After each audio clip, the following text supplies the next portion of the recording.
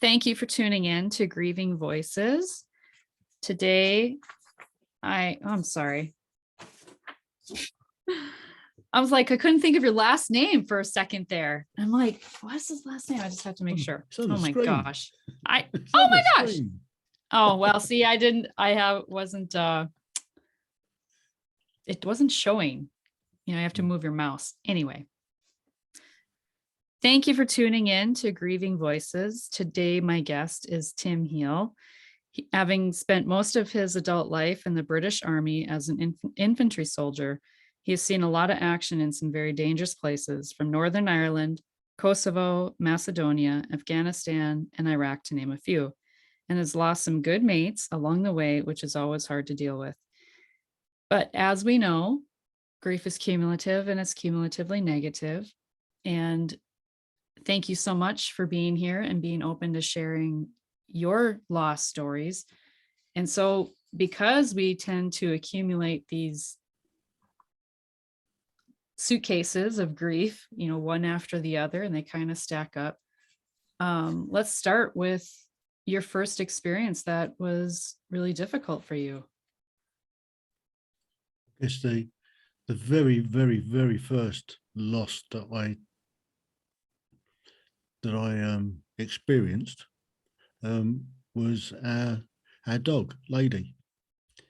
When I was growing up, I was about 11 when she and she was around from before I was born. So known her for a long time, and it was a bit of a messy time. My mother split up with my father, and we had to move away. And we weren't able to take the dog with us. And they had her put down. So when we moved back, we didn't have a dog. So that was the first real bit of grief that really properly experienced. Which is really common for a lot of people. Yeah. In childhood, lose a pet. It's devastating, especially if you'd had the pet for a long time. So for me, that was the first time I'd experienced proper grief. The next time was 1980. I'd been spent the last 2.5 years in Berlin on a posting, which was one of the best postings you can imagine. Then we moved to Northern Ireland in the January of 1980, and I was on the advanced party. I had a very important job, very important role at the time, and just about then my grandmother died, and unfortunately I couldn't get away to come back for the funeral. My grandmother I spent a lot of time with my grandmother growing up, especially in my teen years. I used to nip round my grands, and she used to feed me quite well, and yeah, so I spent a lot of time with her when I was working as a lad. I used to call round there at lunchtime from the place I was working at, and she'd give me lunch, and we'll sit and chat and watch Emmerdale Farm on the telly before going back to work. So her loss did hit me quite hard at the time. What would you say is, I'm just curious, what would you say is one of the greatest lessons that you've taken away from the time that you knew your grandmother? Oh, I mean, she taught me so much, really, over the years. I mean, we used to chat away about all sorts of stuff, and because my granddad died before I was born, I used to chat about him, and now looking back and having done a bit of research and putting a few bits and pieces together, I understand what he did with his life. He was in the Royal Navy. In the First World War, he was injured down in the Dardanelles off of Turkey. He was in the Navy. He was a writer So that was a scribe in the Royal Navy, and he was injured, and he had a bone replaced in his forearm with a titanium one, which I guess back in those times was something of a novelty, to replace a bone in an arm, to replace any bone, I guess. So that was one of the things that we used to chat about, grandfather and the rest of the family. But yeah, I think just the ability to sit and listen, I think that was one thing that I really took from my grandmother, because she did like to talk. And I'd ask the odd question, and then I get the full explanation, and I just love sitting, and a few times I was late back to work because I didn't like to sort of say, well, Nan, I've got to clear off, I've got to get back to work. But yeah, I have real fond memories of my Nan. That's wonderful. I think she didn't know it, but she was teaching you patience too, right? Absolutely. And I guess that's paid off over the years, where I've had jobs where you've had to sit and wait, and there's nothing worse than sort of sitting waiting with somebody, watching for something to happen, and somebody sort of fidgeting away. And you know the type of person that can't sit still for a second. I'm currently married to one of those. she just can't sit still for 5 minutes, and if she does, when she sit down in front of the telly, put it on a crap film that I didn't want to watch in the first place. I want to watch this, and then sort of 2 minutes later, you go, gone, out for the count. And if I change it over, I was watching that. No, you weren't. so yeah, it's learning patience. I think that was one of the things that I took from my nan, to be able to sit and do nothing, and just watch and listen. I think that was one of the keys. And be present, right? Be present with the person you're absolutely. with. This deep listening and presence. So I think that's boding well for what I do nowadays with my particular podcast, where I try and get other people's stories, and I give them the opportunity to tell it, and occasionally just give a little prod to bring out a little bit more information, or bring them back when they've gone too far ahead. So that was your first initial hard loss, but that's not your last, of course.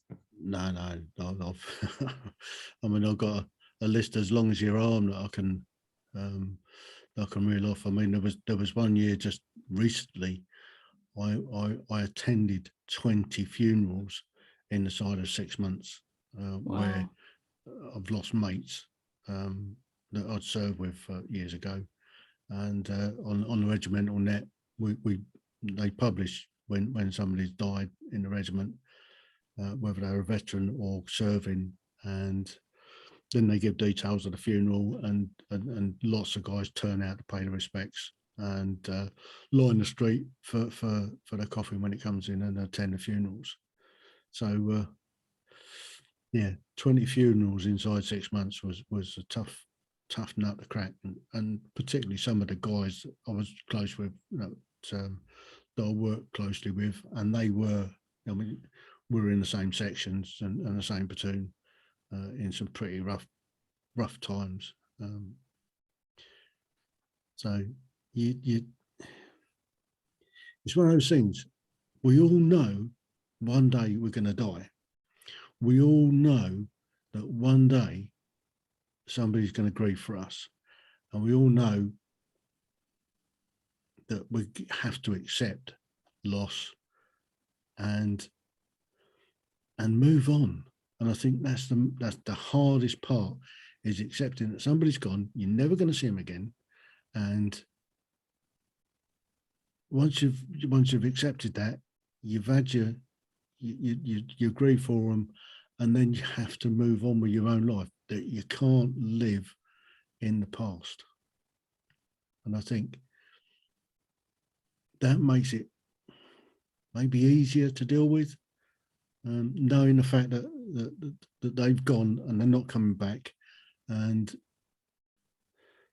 you've had the best of times with them. Does that make a lot of sense? Yeah, and one of the expressions that we say in the Grief Recovery Institute, which I'm certified through as a grief recovery specialist, is that um, people say you have to move on, but they don't tell you how. And Yeah. so, what has the how looked like for you?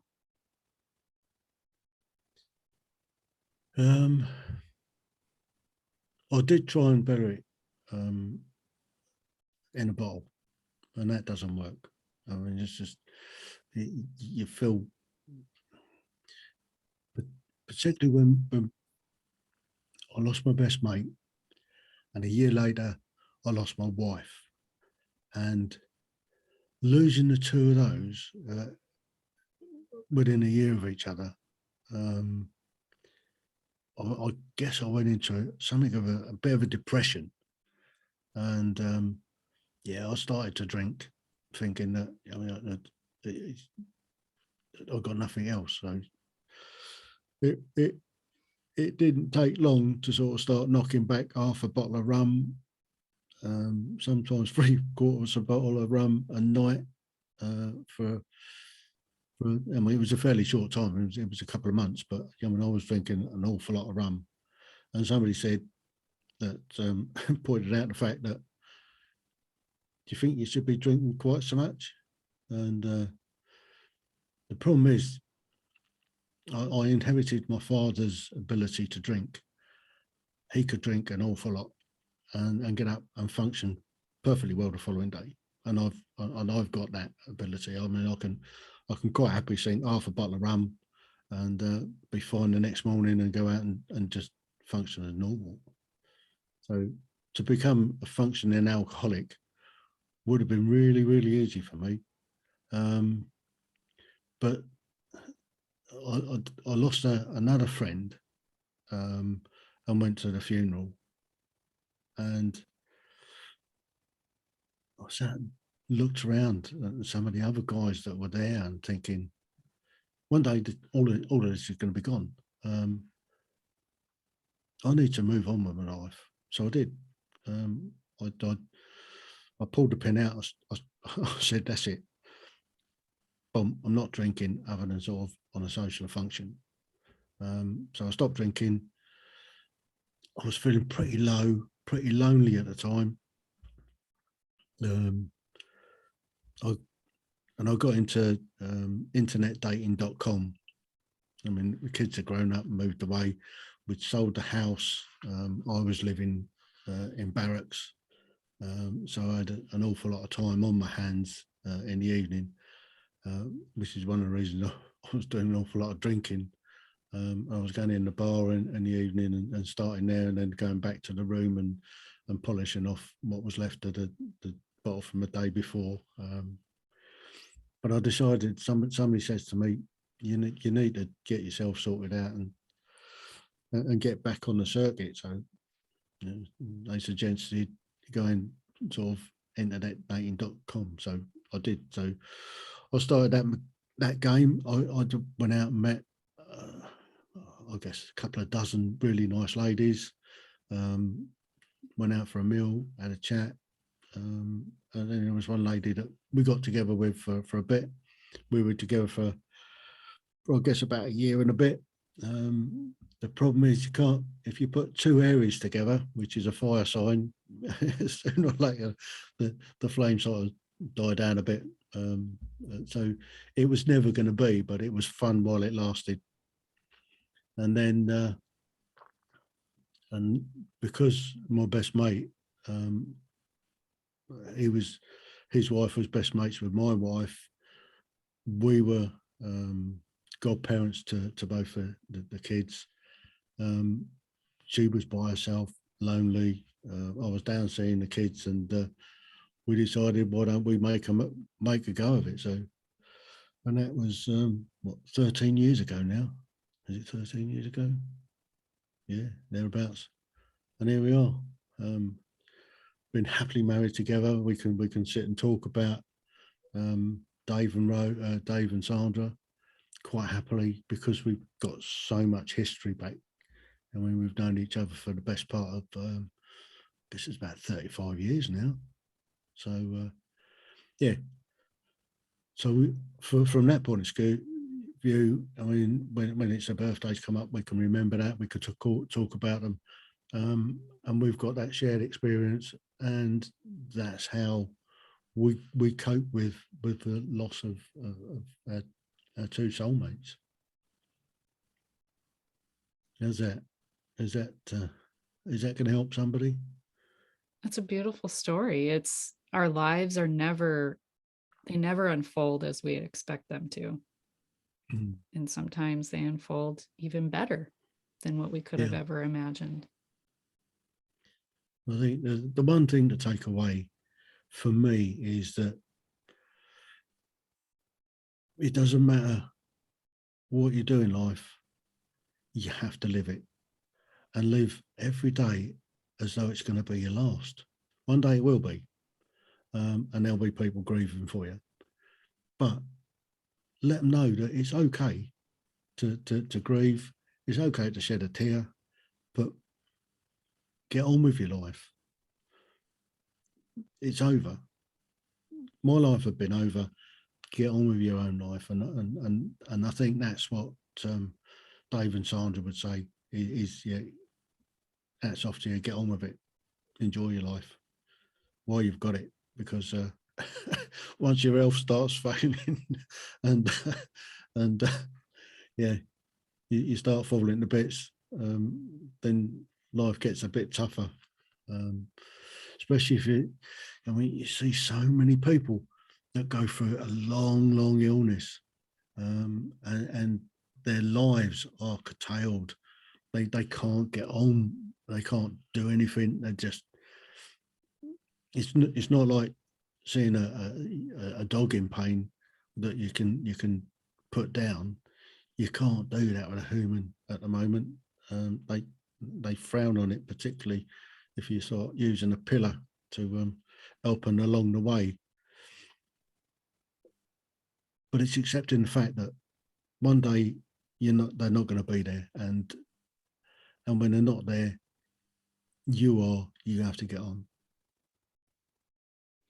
I think there's an important aspect of what you shared that I want to highlight, and that someone had the courage to say to you, hey, what's going on? I think you need to clean up your life and maybe look at are you drinking too much? Just having the courage to Yeah. ask that question. I'm curious what that relationship was. Was it a close friend? Was it an acquaintance? That You was a don't have work to colleague. say who. Okay, work No, colleague. work colleague. I mean, the army's a fairly close knit community anyway, and we were on pre-deployment training, and yeah, he's seen us in the bar a few times, and the barmaid must have said something. I mean, they're not going to refuse giving you a drink because there's money going across the bar, but he said, yeah, you need to cut down your drinking a bit, mate, and I thought, yeah, maybe he's right, especially sort of going out on the ranges, getting ready to deploy out into somewhere hostile that where you could lose your life anyway. Yeah, just a little bit of a wake up call, and I think that's what mates do for you, particularly in the army. You look after each other. You cover each other's back. Particularly, you have to trust these guys that you're working with, and to be out on patrol, you've got to know that the tailing Charlie's doing the right thing, and you've got to know about the guys in front that are on the sweep with the mine detectors, that they're doing their job properly.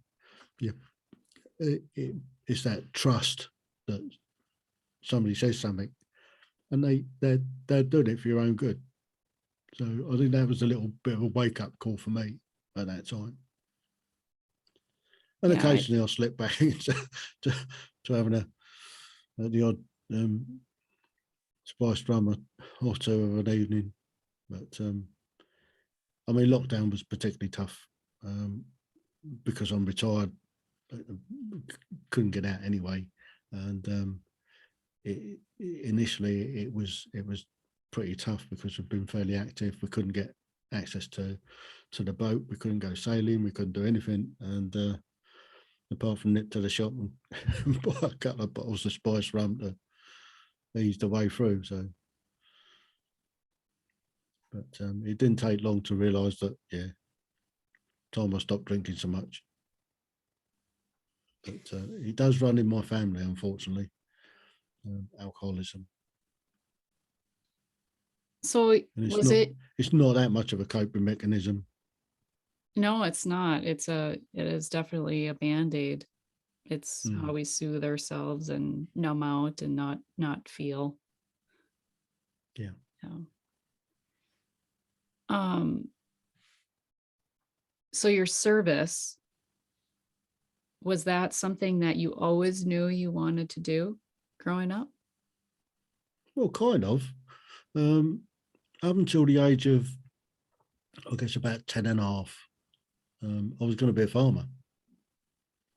I mean, my grandfather worked on a farm on my mum's side, and we used to spend a lot of time, most of the summer holidays, down on the farm, helping out with the pigs and stuff like that. And I thought, this is what I want to do. I want to be a farmer. And then at the age of about 10 and a half, I took the 11 plus, which is, if you pass that, you get the opportunity to go to a grammar school and get a really decent education. So I took the 11 plus and failed that quite miserably. and then we were looking at, I was going to go to a boarding school that was an agricultural boarding school. So you do your normal sort of studies, but you also do farming studies. I mean, animal husbandry, that sort of thing. So we went over to this place called Heale in Hertfordshire, and I took an entrance test for that and failed that quite spectacularly. Got no chance of coming in to the college, and that's a boarding school.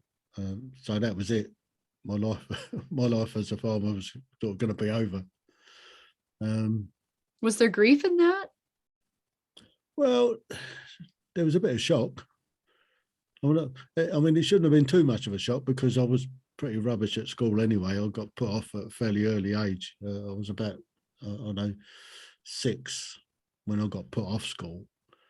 There was a bully in the school, and this was like the infant school, and he started picking on me one day when he got fed up with picking on other people, and I spoke to the old man. I said, "Here, Dad, I've got this bully that's starting to pick on me. What should I do about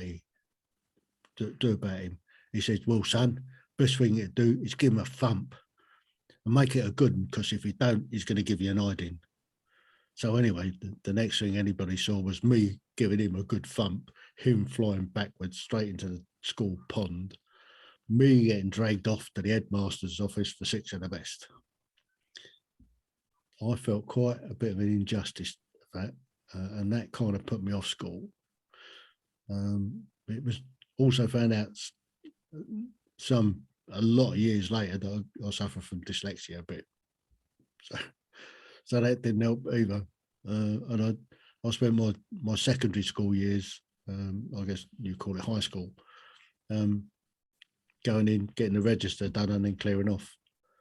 And it wasn't until I went to join the army, because at sort of the age of 11, I thought, well, I'll go and join the army instead of being a farmer.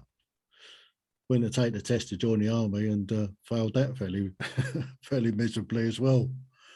And the recruiting sergeant, he says to me, "Son, if you can't read and write proper, you can't come into the army."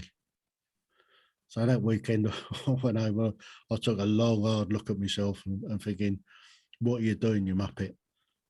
get your finger out, get some sort of education, and then go back and try and get back into the army, or try and get into the army.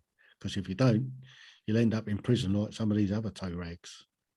So that was it. I went into school that following Monday, turned over a complete new leaf. Instead of getting registered and bunking off, I went to every single lesson that week.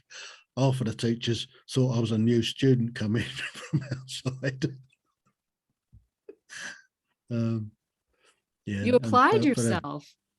yeah, I mean, I sort of got my finger out, got stuck in, started reading books and soaking up as much as I could, and then it was about 6 months, 7 months later, I went back to the recruiting office with a mate who kindly helped out with some of the answers, and I managed to get a place to join the army at 16, and ain't looked back since. I've done a pretty good career, all in all. I have studied a bit over the years. I've managed to, yeah, I can read books nowadays. I've read all the Harry Potters 3 or 4 times. I used to collect war stories, escape stories from the Second World War. And me and Dave, my best mate, we used to go around all the bookshops looking for these books, see if we could get first editions and stuff like that. And then we'd read them and swap them about. Yeah. So I have made up for it since, but it was a tough old upbringing, I must admit, and it was a rough area as well where I grew up. But here I am, 60 odd years later, looking gorgeous and dealing with life as it comes along and gives us a right clump around the ear. Do you think that experience of, overcoming that, those setbacks of, I wanted to be a farmer, and then you realize that wasn't going to happen, and then you wanted to join the military, and then that wasn't going to happen, and then you realize, like, I have to turn this around, and even despite your dyslexia, Yeah. also you had this determination to make something of yourself. Was that kind of emulated or encouraged in your upbringing by your parents, or was it just something that was within you, do you think? I think I've always had a glass that's half full, always half full. I've never let things get me down for too long.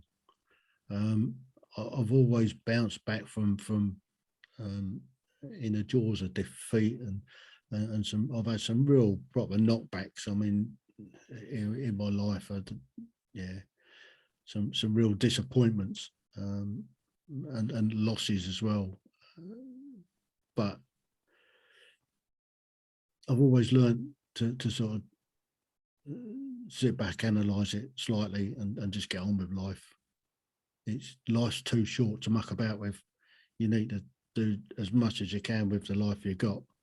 And at the moment, if I was to die tomorrow, I could be at the pearly gates and think to myself, well, I've had a fair old life, and pretty much one of my own choosing.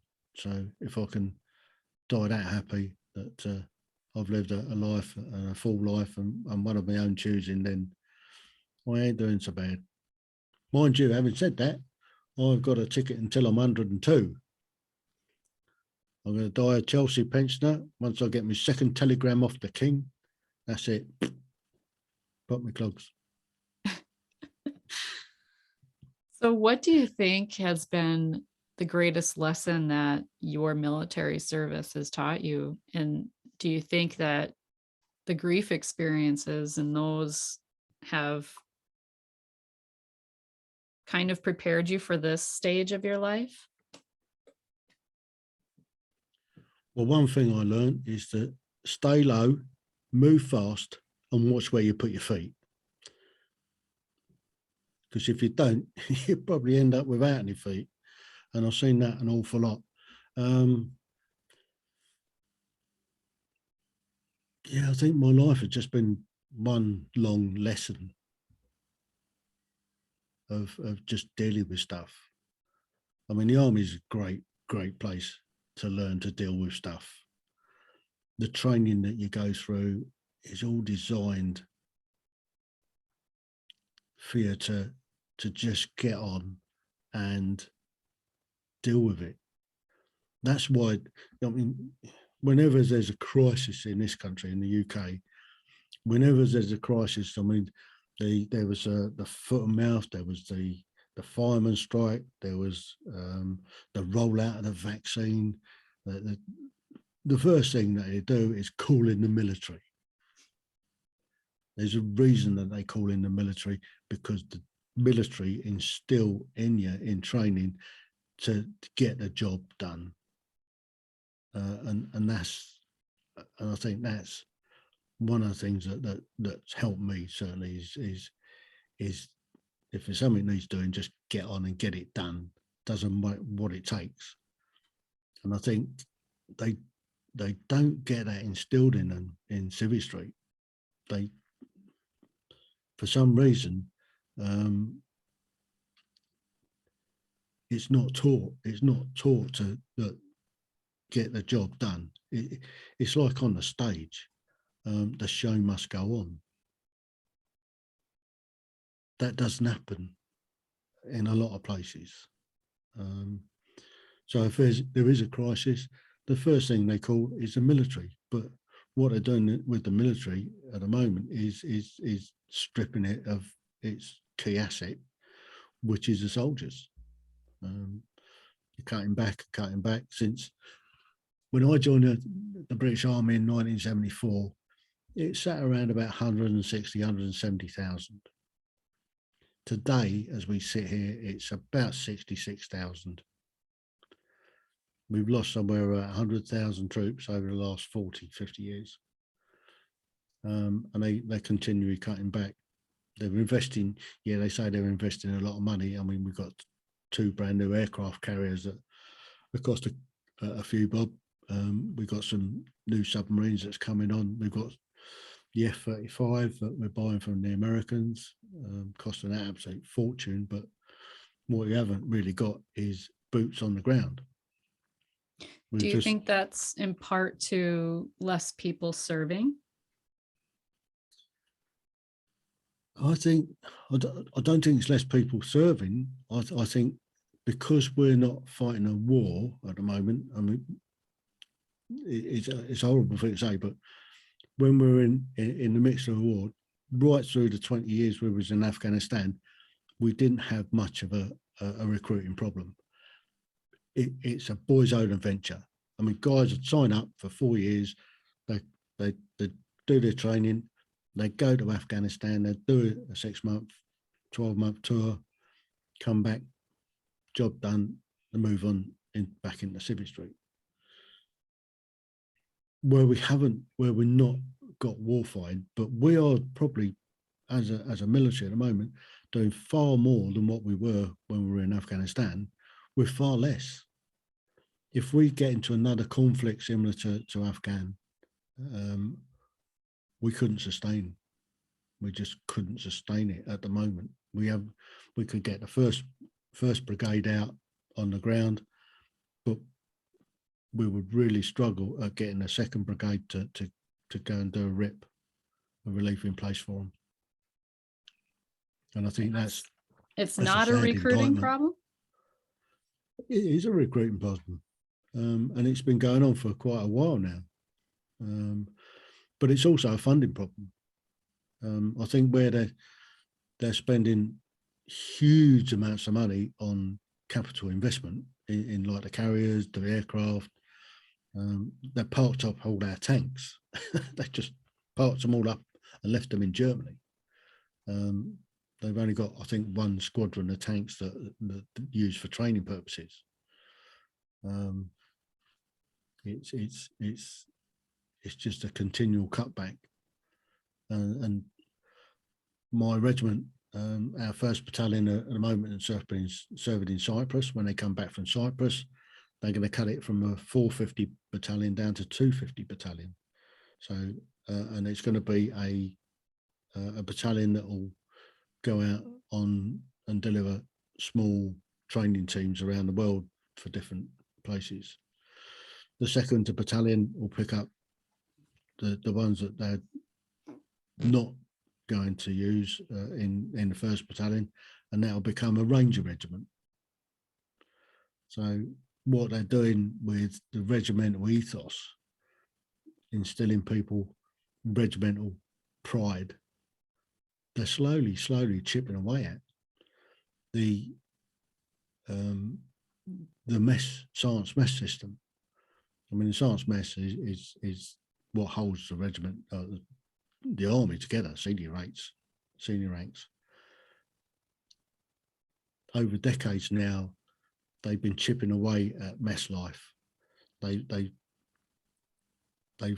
where we used to have mess stewards that were soldiers, they've got rid of them.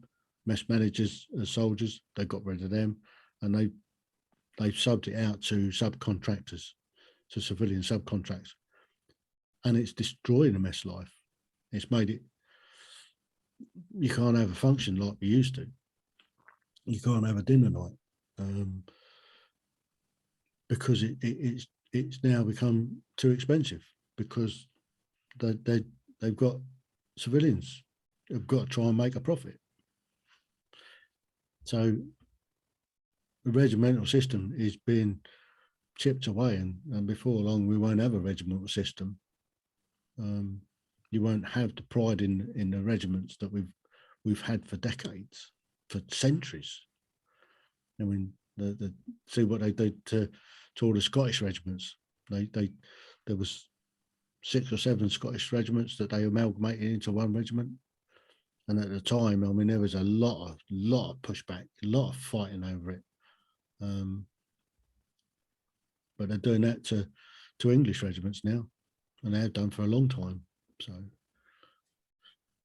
I had never given much thought to the military becoming, this where they start to subcontract, right? Where they start to farm out certain things for the military. But I mean, I see it all the time in corporate world, right? They hire third-party contractors for things in IT or, infrastructure, things like that. But boy, if that were to happen with the military, that's a slippery slope. And they think they're saving money by doing it. Yeah. Well, because right, because you have to invest. Every soldier is an investment, Yeah. A long-term investment for for many. I know here in the States, the statistic has been, I think it still is, that less than 1% of Americans serve in the military. Less than 1%. I know, it's crazy. That is crazy to me, but it is, I mean, by far some of the greatest lessons that someone can ever distill and, experience and really carry with them throughout their entire life. Yeah.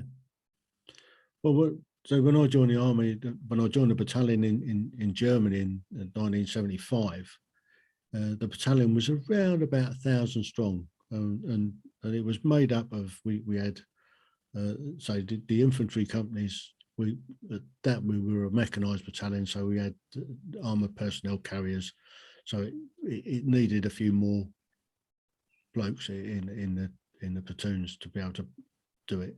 And I guess each company was about 150 strong. Then you had all the ats and dets that made up of the assault pioneers, the domestic pioneers. We had their own chefs, and all sorts. So the battalion was about 1,000 strong. When we came back from Germany in 1976, the battalion changed to a 650 battalion, which was a light roll battalion. So lots of guys were getting out anyway at that time, and natural wastage, and some of them were posted to one of the other battalions when we came back. And we dropped down to a 650 battalion, and then all the the chefs and that. Then we got chefs from the Army Catering Corps.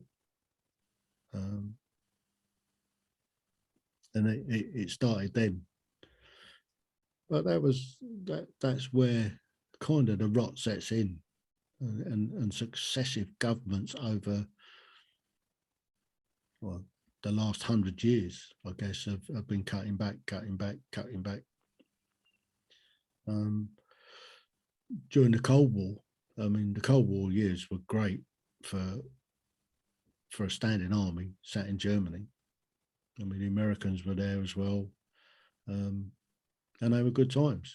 And there was no real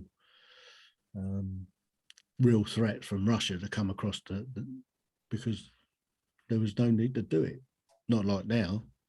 Now, because we've been depleted so much, he's gone into the Ukraine, and if he would have got away with that, he would have then pushed on into the Balkans and the Baltic states. What do you think is his greater strategy? Because I'm thinking it's like you want the power, right? He's power hungry, but let's say he obtains Ukraine. He's just destroyed the very country he's trying to obtain.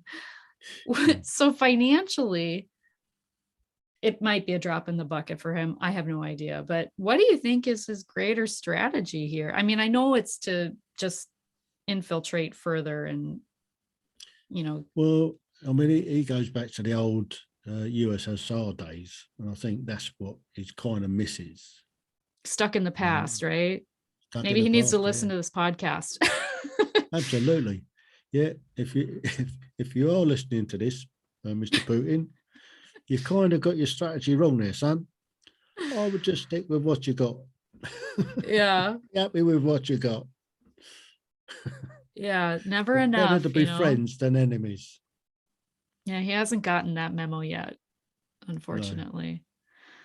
So I'm curious too, because of all your service and experiences in hotbed places, did you ever experience PTSD symptoms or have, troubles with flashbacks, things like that? Right. Now, back in the early days in 1977, I was in Belfast. We was in a place called the Ballymurphy, and every single day we had some sort of major type of incident going on. We had shootings, we had rocket attacks, we had bombs, we had riots, and during that tour, or at the end of that tour, I came home and we got some leave, and I was stopping at my parents' house, and I was walking up the town with my mum, and she was chatting away and rabbitting away, and a car backfired. And I immediately took cover behind the hedge. Worked out what's gone on. Only took a few seconds to work out what was going on. I thought, you silly sod. So I got back up and got back alongside. She hadn't even noticed I'd gone. Yeah. But that was just the training kicking in. In later years, particularly Afghanistan, I did 3 tours of Afghanistan. I was there in 2002 after 9/11. I had a wonderful time.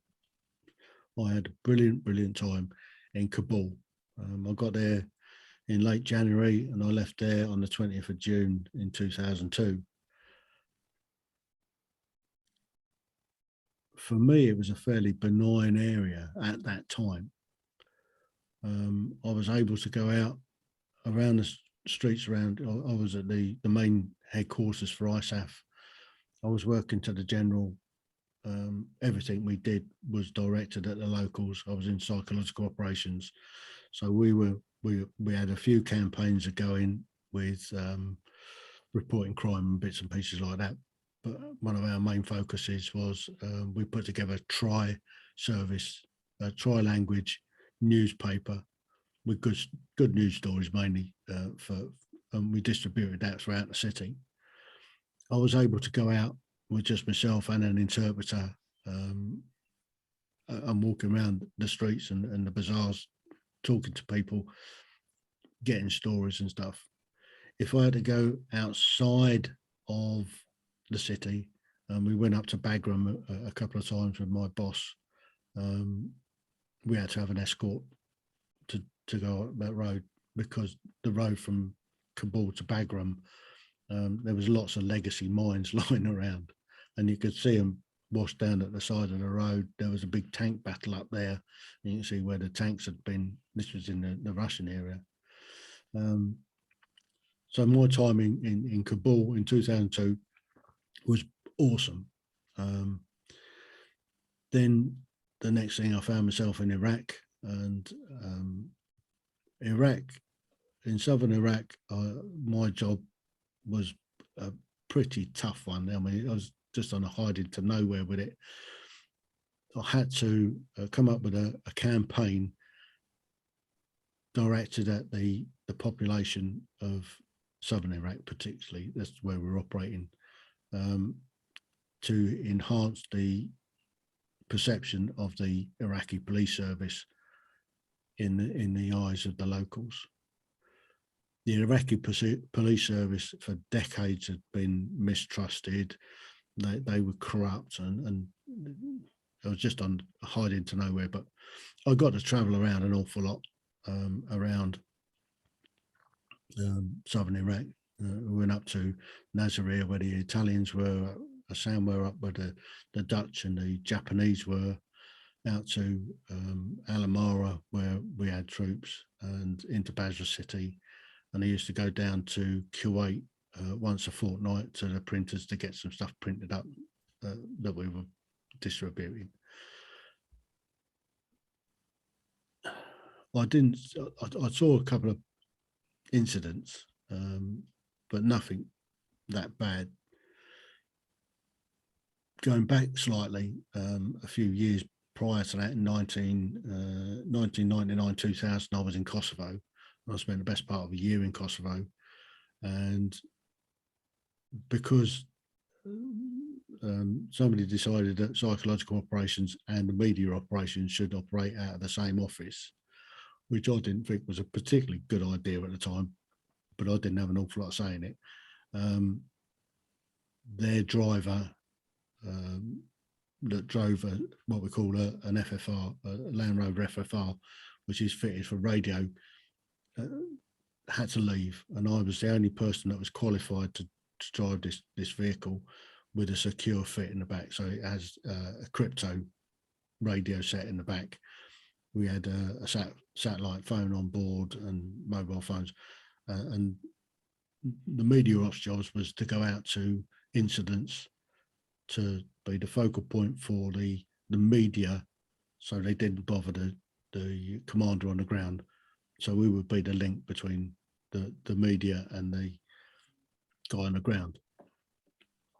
On top of that, I was doing my PSYOPs work, and one of our main projects was a newspaper for the Serbs, just outside of Pristina in a place called Gracanica. So we were putting together a newspaper for them, and that was my other main focus. But occasionally I'll get crashed out to go to incidents. And a few of the incidents that went out to were the mass graves. We attended quite a few mass graves that were turned up at the time, particularly in the early days, and seeing some of that sticks in your mind a bit. And then I went back to Afghanistan in 2006, 2007. And the few times that I went out on the ground, we got into some trouble. One particular day we got into trouble. We got dropped off by a helicopter patrolling the village, and an interpreter with me, and we were speaking to locals. And then we got opened up on by the Taliban. That time it was a shooting type war, and they were quite happy to have a stand-up shooting match with us. And we spent 9 hours trying to break off this contact. Our radios had gone down, and we were trying to extract back towards somewhere where we could get picked up by helicopter. So we were dropping Taliban like falling plates. Fortunately, we didn't lose anybody. We almost got down to sort of 1 round left per man, and expanded or drunk all the water that we were carrying. And I started off on going out on the patrol with 42 kilos on my back. I got back in with about 20. So we'd used up an awful lot of ammunition, awful lot of water, and that's pretty much all we carried, other than body armor and helmet and weapon system. That was a tough day. And then when I went back in 2008-9, I only went out on the ground 4 times. Twice we got hit by IEDs, and a few guys lost their lives, and a few guys survived, but with bits missing. So that does play on your mind a bit. I take the view that it's part of the job. You are going to see this stuff. It is, if you let it affect you. Yes, occasionally you sort of relive some of the incidents, but you just say, well, that's part of the job, and not let it affect your life. Doesn't matter how tough somebody is. Some people it will affect, and it's difficult not to let it affect you. Personally, I take that view that it's something that is part of the job. It's part of what I'm like to see. I mean, you see enough war films and stuff like that, and I think one of the most graphic films to watch is the opening sequences of Saving Private Ryan, and that was done fairly well in seeing what's happening. I mean, rounds coming in and hitting around you. That type of experience is what we had on that particular day, and how we didn't get anybody killed, I don't know, or hit. They must have been pretty rubbish shots. I mean, using AK-47s, firing it like that over your head, you'd be lucky to hit a barn door at sort of 2 feet. Where we're trained to take aim shots, it did have a habit of slowing them down a bit.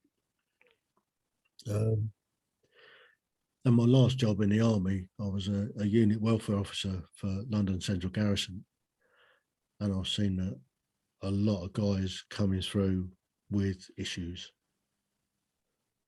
I mean, we had the 3 companies of foot guards coming. These are fairly much young lads coming straight from training, and we had one lad.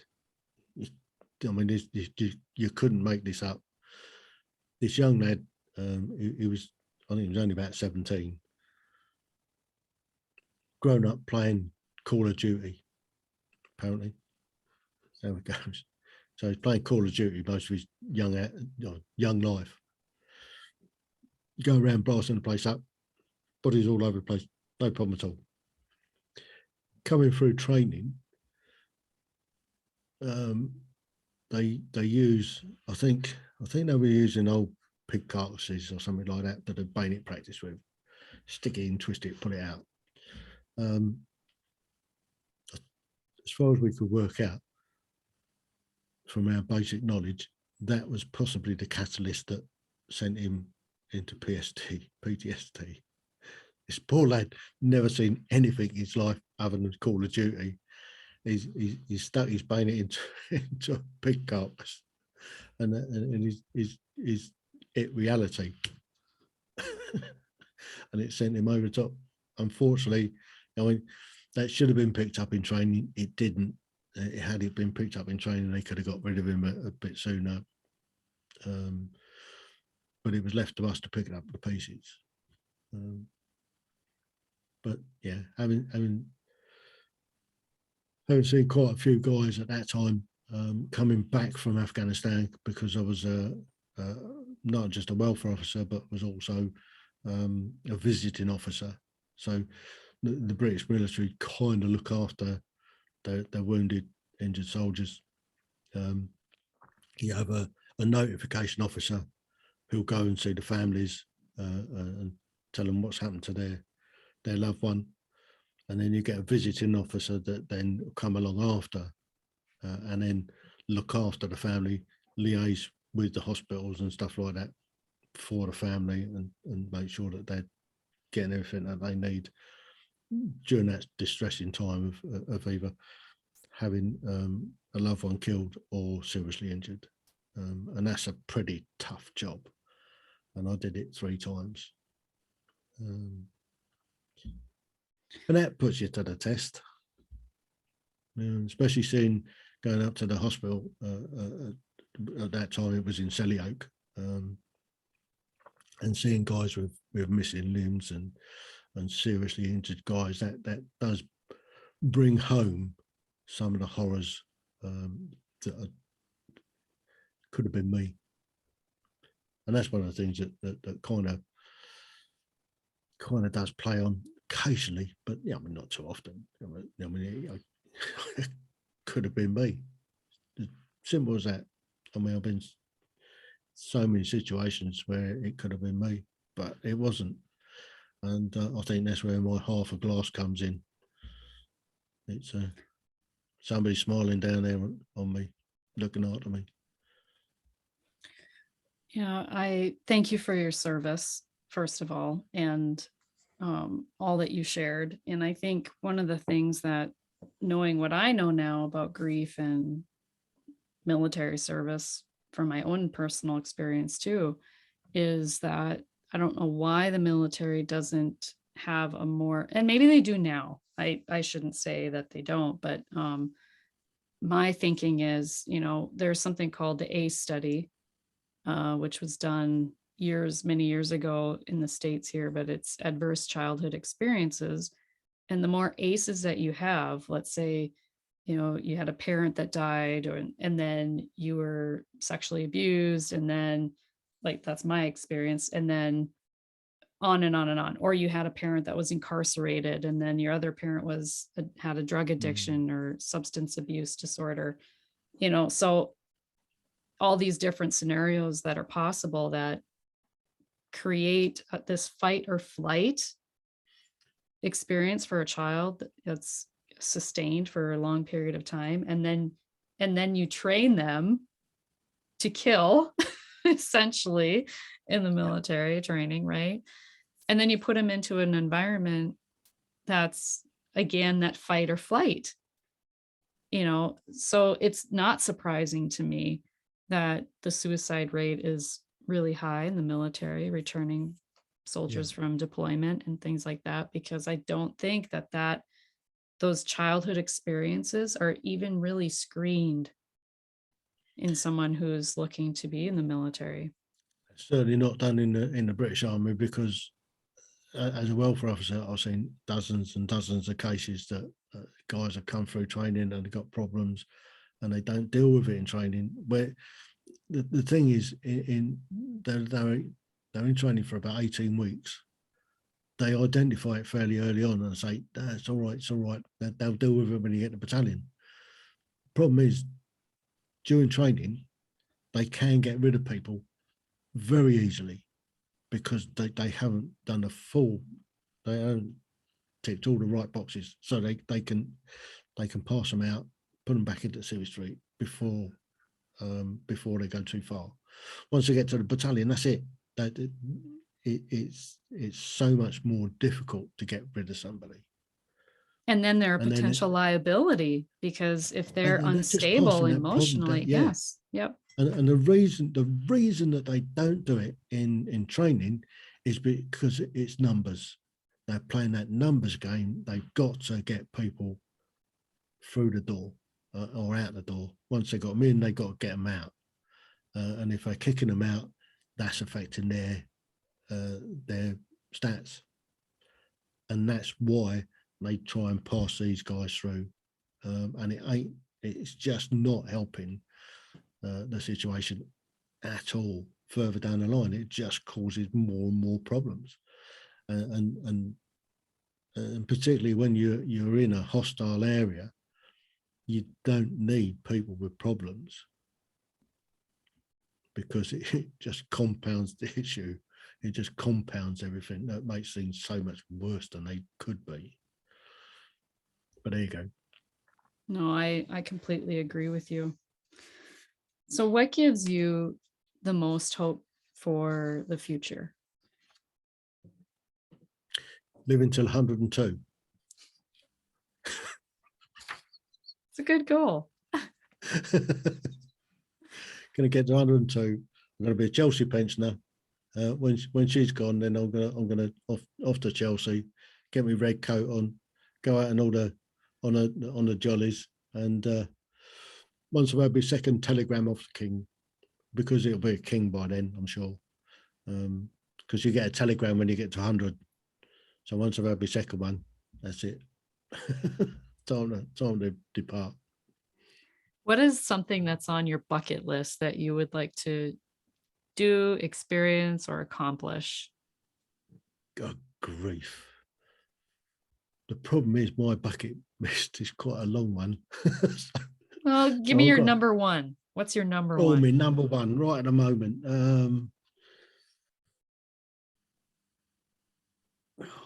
Number one bucket list now. Well, it could be tied with something else.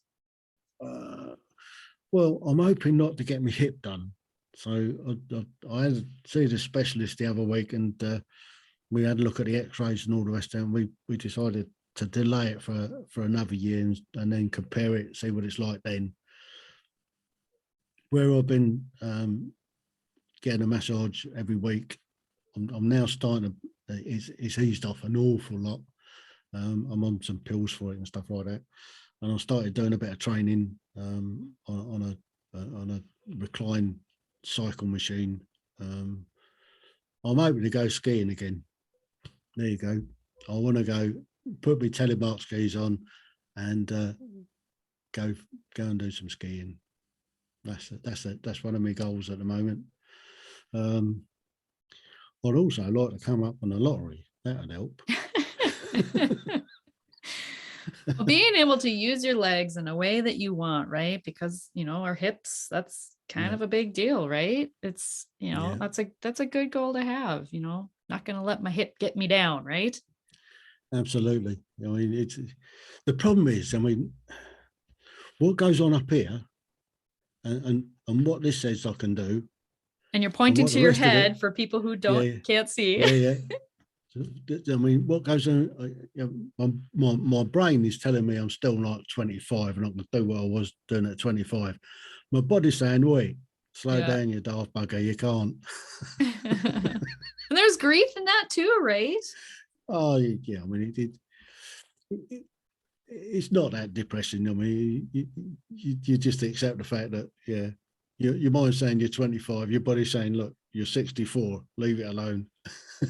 But for a lot of people who aging can be a really difficult thing for a lot of people. Yeah, absolutely. I mean, I know people that don't want to go old.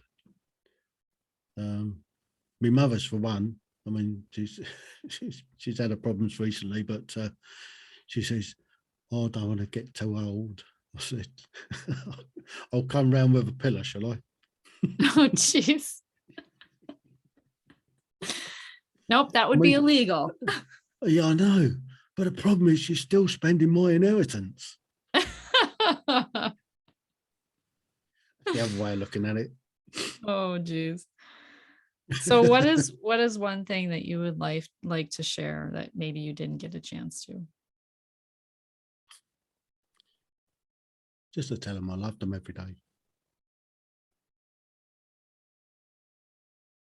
Yeah, I did pretty much, but just to know that they were really, really loved. I don't think, and that's all I want to do is just give them as much love as I can. Do that with the current Mrs. Heale. You know, I love her every day. We have a date on a Thursday because I'm busy all the rest of the week. I don't know how I had time to go out to work. I mean, I've been retired now 4 years, and I'm busier now than I was when I was at work. And we used to do a bit more when I was at work, but nowadays I'm so busy doing stuff. I mean, when you retire, yeah, it gets busy. So we take Thursday off, and we go out somewhere and do something special on a Thursday, and then Thursday evening I do my Thursday live stream, and that's quite a bit of fun. So where can people find you and your podcast and all the things if they want to reach out to you? Well, if I want to jump onto any of the podcast platforms, I'm on Buzzsprout, which pushes out to Spotify, Google, Apple, and all the rest of them, Stitcher, Deezer, and all that. If they just type in the Tim Heale podcasts or Ordinary People's Extraordinary Stories, they'll find us there. And if you do go on there, give us a like and pop a comment in if you like the episodes. Or if you go onto YouTube, the Tim Heale podcasts on YouTube, or if you put in the Thursday live stream, you can join in on a Thursday. It goes on from 7 until 9 BST, British Summer Time, or Greenwich Mean Time during the winter. And we do like to have a laugh. We do some specials. We've had veterans mental health specials. We've had boating special. I've had a pre-election special. I'm planning on doing a post-election special this week, but at the moment I'm having a bit of difficulty getting the counsellors to turn to and come and join us on the show. I think they're a bit worried that I'm going to ask them too many serious questions. But being a taxpayer and an elector, then I feel that I put them there. It's their duty to come and have a word with us. So I might just have to let them off this week, give them a chance to bed into the new council, and then a couple of months' time, once the dust has settled a bit, I'll get them back in, and they can we can see how they're performing then.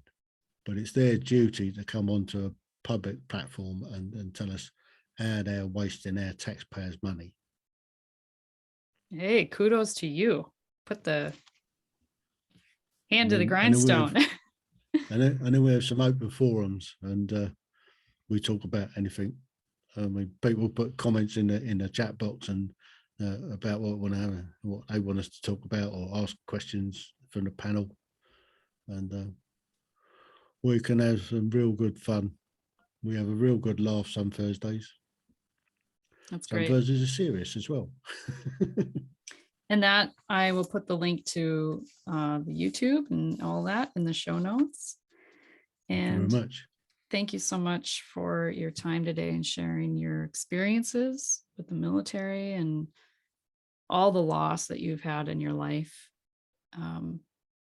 Yeah, grief is cumulative, and it's cumulatively negative, and we all address it and deal with it in our own ways. And you have found a way that has served you and worked for you, and I congratulate you on that, and in your inner drive to live life to the fullest in how you choose. Absolutely. Yeah. You've got one life, live it, and live every day as though it's your last, because one day it will be. And on that note, remember, When you unleash your heart, you unleash your life. Much love.